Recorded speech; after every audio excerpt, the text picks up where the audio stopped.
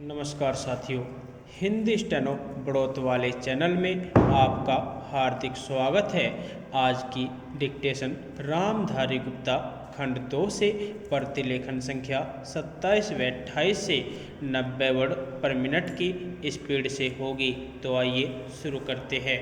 Dictation शुरू होगी 5 second बाद।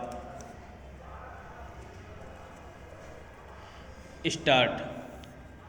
महोदय, जब हम भारत की संपदाओं और उत्पादन के उपादानों के संदर्भ में भारत की अर्थव्यवस्था की चर्चा करते हैं तो उस समय अनिवार्य रूप से उपयुक्त टेक्नोलॉजी से संबद्ध प्रश्न उठ खड़े होते हैं।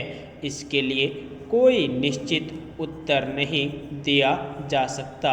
यह तो अलग अलग उद्योग के लिए अलग अलग होगा। कुछ उद्योग अपरिहार्य रूप से पूंजी प्रधान होंगे। इसका हमारे सुधारों और विदेशी निवेश से कोई संबंध नहीं है।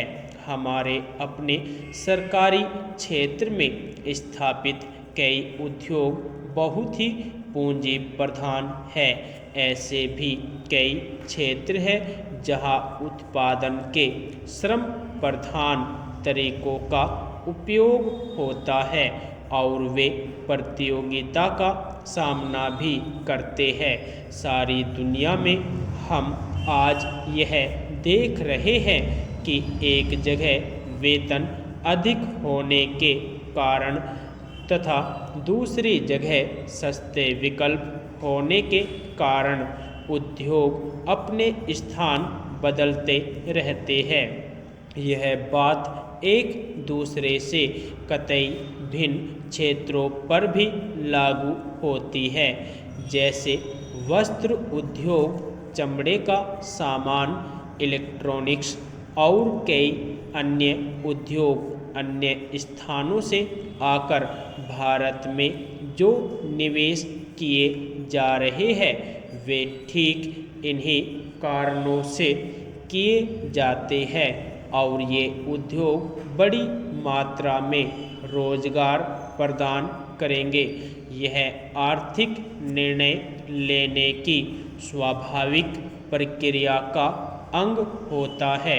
ऐसा सोचना अनुभवहीनता ही कहा जाएगा कि भारत में पूंजी प्रधान उद्योगों की स्थापना लोग जानबूझ कर करें बिना इस बात पर विचार किए कि दोनों देशों में अपेक्षित मूल्य और हमारे सुस्थापित तुलनात्मक लाभ क्या है।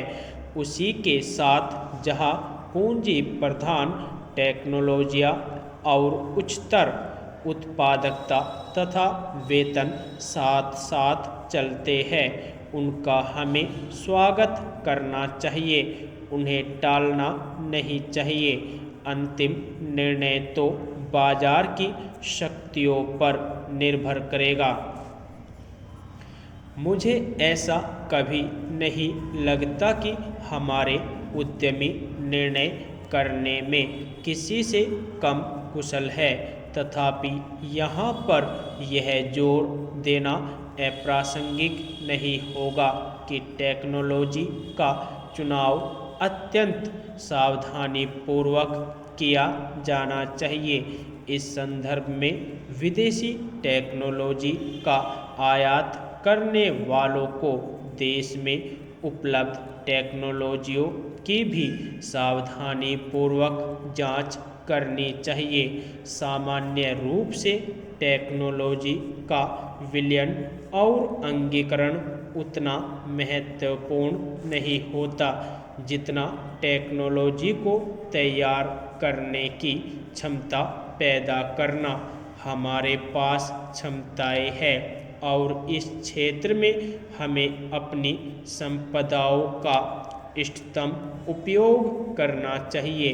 वास्तव में तो अपने ही देश में विकास और अनुसंधान करने का स्थान और कुछ नहीं ले सकता, तभी हम प्रतियोगिताओं का लाभ उठा सकते हैं, विशेषकर उस स्थिति में जब अन्यतर टेक्नोलॉजी में विकास बड़ी तेजी से हो रहा है और उनके पुराने पड़ने की दर भी बहुत ही ज़्यादा है।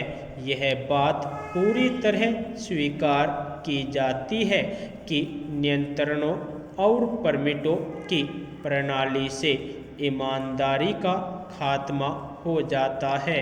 उदारीकरण प्रक्रिया का तात्पर्य इन नियंत्रणों को समाप्त करना है।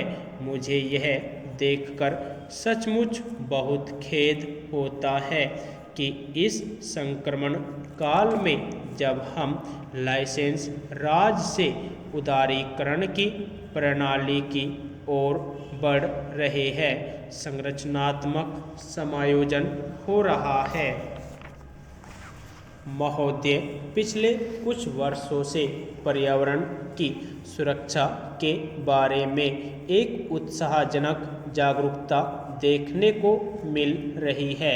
जैसे जैसे हम अपने विकास का खाका बनाने लगे हैं, वैसे वैसे यह बात अनुभव की जाने लगी है कि वह अपने बूते पर खड़ा रह सके और पर्यावरण की दृष्टि से भी उपयुक्त हो। अपने देश की जनता के प्रति हमारा यह दायित्व है कि हम अपनी प्राकृतिक संपदा की रक्षा करें अपने प्रयासों द्वारा, और यदि आवश्यक हो तो विदेशी टेक्नोलॉजियों का उपयोग करके हमें पर्यावरण के विनाश की समस्याओं को हल करने की चेष्टा करनी चाहिए। असल में तो मैं यहाँ बताना चाहूँगा कि भारत इस दिशा में पीछे नहीं है, क्योंकि उन्होंने अब तक जिन टेक्नोलॉजियों का प्रयोग किया है वे विनाशकारी रही और उन्हें तुरंत छोड़ देने की आवश्यकता है। वे भी नई टेक्नोलॉजियों की खोज कर रहे हैं, इसलिए हम उनसे बहुत पीछे नहीं है।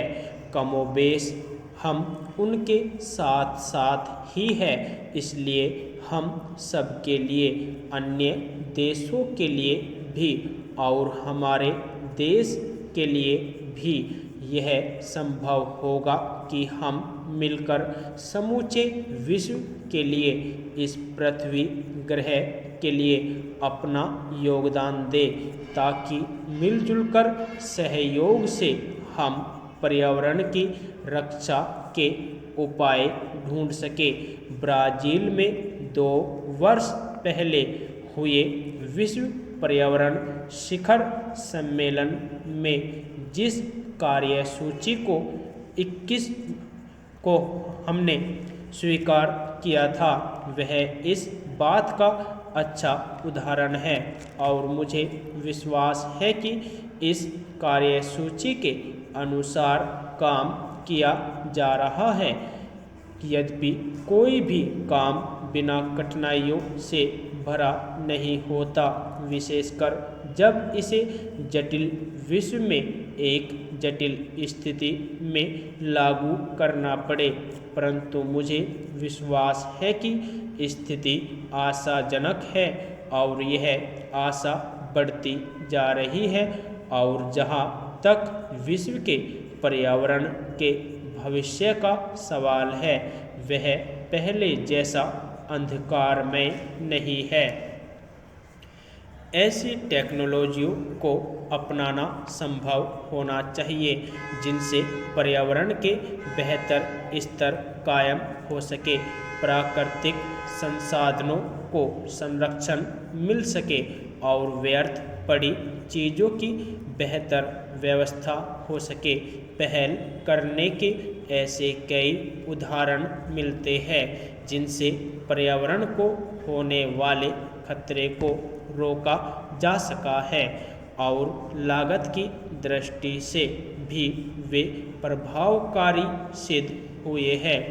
इस बड़े चिंतनीय विषय पर विचार करते समय हम सबको मिलजुल कर प्रयास करना होगा। हमारी सांस्कृतिक परंपरा विशेष रूप से प्रकृति और पर्यावरण के प्रति मैत्रीपूर्ण रही है, इसलिए हम अपने देसी ढंग से भी इस दिशा में बहुत कुछ कर सकते हैं। मैं जानता हूँ कि सुधारों का यह मार्ग फूलों की सेज नहीं है, विशेषकर इतने बड़े आकार के एक लोकतंत्री देश में। जिस देश ने भी इस दिशा में चेष्टा की है, यह उनके लिए बड़ा दुष्कर कार्य सिद्ध हुआ है। मुझे इसके बारे में कोई भ्रम नहीं है और राजनीतिक दृष्टि से भी इस मार्ग का चुनाव करना एक कठिन कार्य है। यदि आपको डिक्टेशन अच्छी लगी हो तो हमारे चैनल को सब्सक्राइब करें तथा वीडियो को लाइक व शेयर भी करें। धन्यवाद।